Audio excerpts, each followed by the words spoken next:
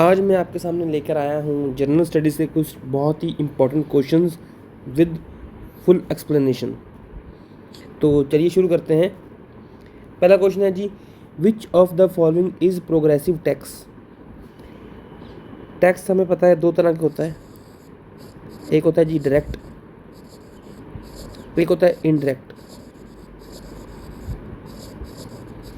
Direct और indirect, तो इनमें से हमें बताना है कौन सा प्रोग्रेसिव टैक्स है।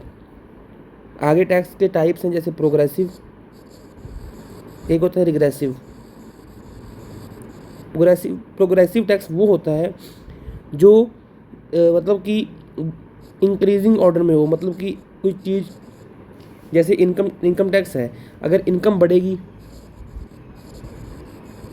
तो क्या है, टैक्स भी बढ़ेगा। तो ये होता है प्रोग्रेस। तो प्रोग्रेसिव टैक्स कौन सा है, इनकम टैक्स है। इसमें हमारा आंसर होगा जी income tax. Income tax is progressive tax. और जैसे वैट है, वैल्यू एडिड टैक्स है ये, तो इसको हम बोलेंगे रिग्रेसिव टैक्स। क्यों?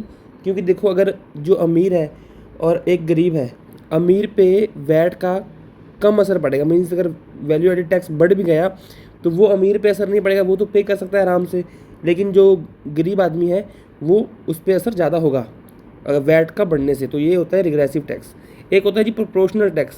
मीन्स कि वो फिक्स रहता है, जैसे 5%, 10%, 12% और जो भी है ना 20%, वो फिक्स रहता है अपना, वो होता है प्रोपोर्शनल टैक्स। तो इसका आंसर होगा जी 1 income tax. Next question, which of the following state don't have bicameralism. Bicameralism means upper house और लोअर हाउस, मतलब दो हाउसेस किस स्टेट में नहीं है। तो हमारे इंडिया में टोटल 6 स्टेट्स में ही बाईकैमरलिज्म है। वो कौन कौन सी हैं? कर्नाटका,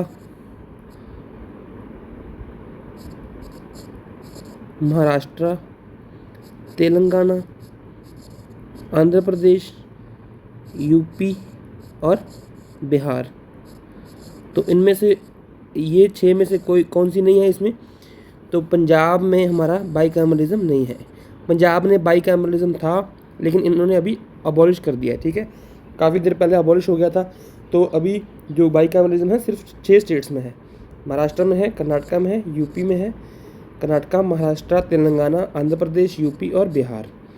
तो चलते हैं जी नेक्स्ट क्वेश्चन पे। इसके लिए आप याद रख लेना 169 आर्टिकल है जिसमें ये दिया हुआ है कि अबॉलिश या एस्टैब्लिश कर सकते हैं हम बाईकैमरलिज्म स्टेट में। ठीक है,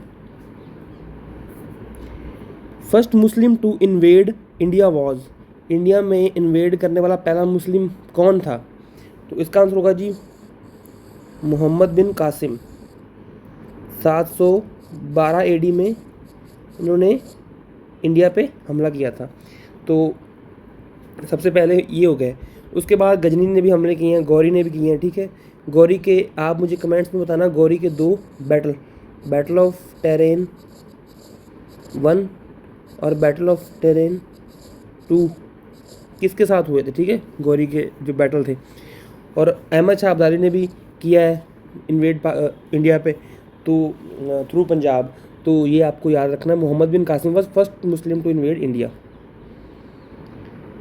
new tax regime has how many slabs. अभी बजट में नया टैक्स रिजाइम आया है, मतलब इनकम टैक्स पे, तो उसकी कितनी स्लैब्स हैं वो बताना है हमें। तो देखो 0 से 3 लाख ये तो है एग्जैम्प्टेड, मतलब इन पे कोई टैक्स नहीं होगा। 3 से 6 लाख 5%, और 6 से 9 10%, 9 से 12 15%, 12 से 15 20%, और अबव 15 लाख टैक्स लगेगा जी 30%। तो कितनी स्लैब होगी? 1 2 3 4 5, तो 5 स्लैब हैं नए टैक्स डिजाइन में। ठीक है, याद रखना है आपको। चलते हैं आगे। Tax that is levied by employers on employees is called. जो टैक्स एम्प्लॉयज़ पे लगाते हैं वो कौन सा टैक्स होता है जी? वो होता है जी फ्रिंज बेनिफिट टैक्स। ये याद रखना है आपको, फ्रिंज बेनिफिट टैक्स। ये भी एक डायरेक्ट टैक्स है। और MAT मिनिमम अल्टरनेटिव टैक्स क्या होता है, जो कि इंडस्ट्रीज़ और कॉरपोरेशंस देती हैं, मतलब एक फिक्स होता है कि इतने % आपको टैक्स देना ही है सरकार को, ठीक है। तो वो होता है MAT minimum alternative tax. Dividend distribution tax ये भी कॉरपोरेशन रिलेटेड है। बैंकिंग कैश ट्रांजैक्शन टैक्स ये अभी एलिमिनेट हो चुका है। ये अब जब हम ट्रांजैक्शन करते थे तो तब हम टैक्स पे करते थे गवर्नमेंट को, तो वो है बैंकिंग कैश ट्रांजैक्शन टैक्स, ठीक है, याद रखना है आपको। चलते हैं जी नेक्स्ट क्वेश्चन पे। Who is chairperson of GST council. GST council के चेयरपर्सन कौन होते हैं? Prime minister, home minister, finance minister या CAG, controller and auditor general. तो इसका आंसर होगा जी फाइनेंस मिनिस्टर। हमारी निर्मला सीतारमन जी GST काउंसिल के चेयरपर्सन होते हैं। प्राइम मिनिस्टर भी नहीं होगा, होम मिनिस्टर भी नहीं होंगे और कैग भी नहीं होंगे। तो GST जो 101 अमेंडमेंट बिल के साथ आया था इंडिया में, 1 जुलाई 2017 को लागू हुआ था, याद रखना ये भी आपको। और first country to introduce GST was France, ये भी याद रखना आप। India is 4th country to introduce GST। India कौन सी कंट्री है? 4th। India is 4th country to introduce GST, ये याद रखना है आपको, गुड्स एंड सर्विसेज टैक्स। तो चलते हैं नेक्स्ट क्वेश्चन पे। Which of the following is 11th SDG goal. 11th SDG goal कौन सा है? 11th SDG गोल है जी sustainable cities and communities. Total 11 SDG goals हैं। जैसे पहला है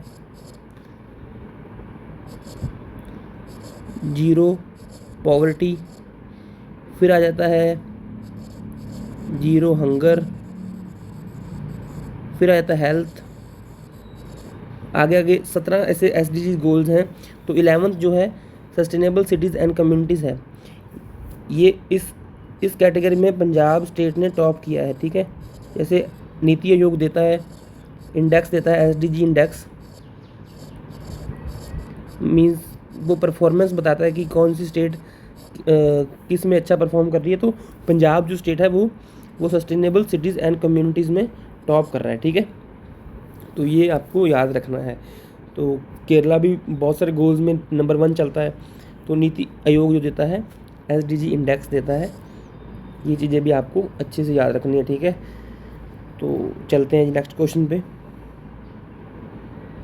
विच of the following has highest rate of interest. Highest rate of interest मतलब किस पे सबसे ज़्यादा ब्याज लगती है, ठीक है। एक तो है जी रेपो रेट, एक रिवर्स रेपो रेट, एक प्राइमरी लैंडिंग रेट, एक मार्जिनल स्टैंडिंग फैसिलिटी रेट। ये सारे जो भी हैं इंटरेस्ट रेट्स हैं वो हमारे RBI और कमर्शियल बैंक्स में लेन देन होता है ना, तो उसमें इंटरेस्ट जो लगता है वो रेट्स हैं, ठीक है। रेपो रेट क्या होता है? जिस रेट पे हमें RBI देता है लोन्स हमारे कमर्शियल बैंक्स को। रिवर्स रेपो रेट क्या होता है? जिस रेट पे RBI अपने पास पैसा रखता है कमर्शियल बैंक्स का, ठीक है। और प्राइमरी लैंडिंग रेट क्या होता है? जो हम देते हैं, मतलब RBI जो देता है रेंट अपने कस्टमर को, जैसे मतलब नॉर्मल लैंडिंग रेट हम बोलते हैं ना कि प्राइमरी कस्टमर को देते हैं, प्राइमरी लैंडिंग रेट होता है वो। तो मार्जिनल स्टैंडिंग फैसिलिटी रेट क्या होता है? जो ओवरनाइट के लिए लोन होता है ना, ये याद रख लो, ओवरनाइट लोन है ये। मतलब अगर किसी बैंक को बहुत ज़्यादा ज़रूरत है ओवरनाइट पैसों की, तो वो इस रेट पे लोन ले सकता है RBI से। तो इसका आंसर भी होगा यही होगा, MSF marginal standing facility rate. ये बहुत ही हाई होता है, मतलब रेपो रिवर्स रेपो सबसे कम होगा, तो उससे ज़्यादा होगा रेपो रेट, तो और उससे ज़्यादा होगा MSF। तो ये याद रखना है आपको, marginal standing facility rate has highest rate of interest. Next question is when prices are high and employment is very less, that situation is called. एक तो क्या है, प्राइसेस हाई हैं और employment is very less. Employment कम है, prices high हैं, तो वो सिचुएशन को क्या कहते हैं? उसको एक कोई टर्म है, इन्फ्लेशन देखते हैं क्या है। इन्फ्लेशन क्या है, जब प्राइसेस हाई होती हैं। इसमें हमें बाकी क्या सिचुएशन है वो हमें नहीं पता होता, सिर्फ इतना पता होता है कि जो प्राइसेस हैं वो हाई हैं, तो वो क्या होता है, इन्फ्लेशन। तो ये तो हमारा आंसर नहीं होगा। स्टैगफ्लेशन, हाँ स्टैगफ्लेशन में क्या होता है, एक तो प्राइसेस हाई होती हैं प्लस अनएम्प्लॉयमेंट बहुत ज़्यादा होता है। अनएम्प्लॉयमेंट बहुत ज़्यादा होता है, क्या कह सकते हैं, एम्प्लॉयमेंट कम होता है, तो इसका आंसर होगा जी स्टैगफ्लेशन। याद रखना है आपको, ठीक है जी। डिफ्लेशन और री इन्फ्लेशन ये भी टर्म्स हैं, इन्फ्लेशन के ओपोजिट हैं। डिफ्लेशन मतलब कि जैसे जीरो से कम हो जाना, इन्फ्लेशन जीरो से भी कम हो जाना, तो उसको बोलते हैं डिफ्लेशन। री इन्फ्लेशन मतलब जब इन्फ्लेशन का बढ़ना दोबारा कम होके बढ़ के कम होना, तो उसको बोलते हैं री इन्फ्लेशन। तो ये याद रखना आपको। नेक्स्ट क्वेश्चन पे चलते हैं। We shape recovery mention in budget is, अपने बजट में मेंशन किया गया था वी शेप रिकवरी होगी इंडिया की कोरोना के बाद। तो वी शेप रिकवरी ऐसे होगी जिससे जो इनिशियल स्टेज थी पहले ग्रोथ की, फिर एकदम से डाउनफॉल आया, फिर एकदम से ग्रोथ हुई, और ये होगी वी शेप रिकवरी, फिर इनिशियल पोजीशन पे आ गई। Slow recovery up to initial stage, नहीं जी स्लो रिकवरी तो नहीं होती है। Fast recovery up to initial stage, yes ये होगा जी इसका answer, fast recovery up to initial stage. Never getting to initial stage, ये भी नहीं होगा, ऑल ऑफ दिस तो होगा नहीं। तो स्लो रिकवरी जैसे यू शेप रिकवरी होती है, वो होती है जी स्लो रिकवरी, जैसे slowly slowly slowly slowly initial path पे आ जाना, ठीक है। तो ये होती है यू शेप रिकवरी। एक होती है डब्ल्यू शेप रिकवरी, मतलब बार बार गिर के फिर इकॉनमी चढ़ जाना, ठीक है, ऐसे ऐसे होती है डब्ल्यू शेप रिकवरी। तो ये रिकवरीज आपको याद रखनी है, ठीक है।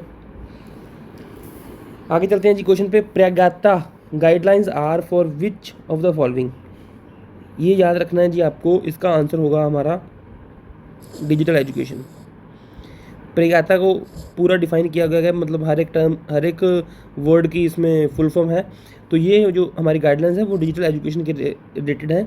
जैसे इसमें गाइडलाइंस में बताया गया है कि जो प्राइमरी स्कूल के बच्चे हैं डिजिटल एजुकेशन में, वो 30 मिनट्स तक ही स्क्रीन टाइम हो सकता है उनका मैक्सिमम, मतलब कि स्क्रीन टाइम के रिलेटेड है गाइडलाइंस, और काफ़ी डिजिटल एजुकेशन के रिलेटेड गाइडलाइंस हैं भी, ऐसे ऐसे करना है, मतलब ज़्यादा एक्सप्लॉइट नहीं करना डिजिटल एजुकेशन को, मतलब उसको सही से अप्लाई करना है, ठीक है। तो चलते हैं जी नेक्स्ट क्वेश्चन पे। NITI Aayog was formed on, NITI Aayog का फॉर्म हुआ था, ये हुआ था जी फॉर्म 1 जनवरी 2015 को, ठीक है। तो इसका आंसर होगा जी 1 जनवरी 2015। 2015 को हमने 5 ईयर प्लान्स को ख़त्म कर दिया था ओवर, और शुरू कर दिया था नीति आयोग को, ठीक है। नीति आयोग किस अप्रोच पे काम करता है, बॉटम टू टॉप अप्रोच पे काम करता है। बॉटम टू टॉप, जो 5 ईयर प्लान्स थे वो कैसे काम करते थे, टॉप से बॉटम। बॉटम अप्रोच क्या होती है, मतलब कि नीचे गांव से, गांव एक इनको गांव को मान के चलते हैं कि इनको डेवलप करेंगे तो देश अपने आप डेवलप हो जाएगा, ठीक है। तो ये अप्रोच लेके चलता है नीति आयोग। नीति आयोग की फुल क्या है, national institution for transforming India, ठीक है। तो 2015 को फॉर्म हुआ था ये। चलते हैं नेक्स्ट क्वेश्चन पे। इसी के साथ हमारे क्वेश्चन ख़त्म होते हैं जी। Thank you so much. Like subscribe और शेयर जरूर कर देना अगर वीडियो अच्छी लगी हो तो।